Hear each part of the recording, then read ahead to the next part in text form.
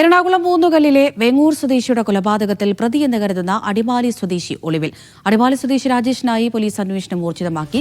കൊല്ലപ്പെട്ട ശാന്ത ധരിച്ചിരുന്ന 12 പവൻ ആഭരണങ്ങളിൽ 9 പവൻ നഷ്ടപ്പെട്ടിട്ടുണ്ട്.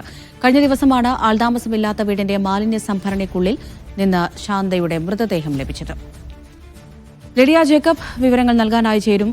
ലിഡിയ, ഈ പ്രതിയെക്കുറിച്ച് എന്തെങ്കിലും സൂചന എവിടെയാണ് എന്നുള്ള കാര്യത്തിൽ പോലീസിന് ലഭ്യമായിട്ടുണ്ടോ? അമൃത, കഴിഞ്ഞ ദിവസമാണ് ഊന്നുകല്ലിലെ ആൾതാമസമില്ലാത്ത വീട്ടിൽ നിന്ന് അഴുകിയ നിലയിൽ ശാന്തയുടെ മൃതദേഹം ലഭിക്കുന്നത്. തുടർന്ന് നടത്തിയ പരിശോധനയിൽ കഴിഞ്ഞ ദിവസമാണ് അത് ശാന്തയാണ് എന്ന് തിരിച്ചറിഞ്ഞത്. വേങ്ങൂരിൽ താമസിക്കുന്ന വ്യക്തിയാണ് ശാന്ത.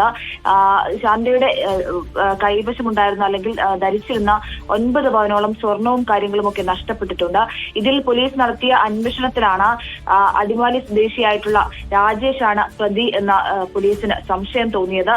തുടർന്ന് രാജേഷിനായി പോലീസിന്റെ അന്വേഷണം നടക്കുകയാണ്. രാജേഷ് ഇപ്പോൾ ഒളിവിലാണ് എന്നാണ് നമുക്ക് അറിയാൻ സാധിക്കുന്നത്.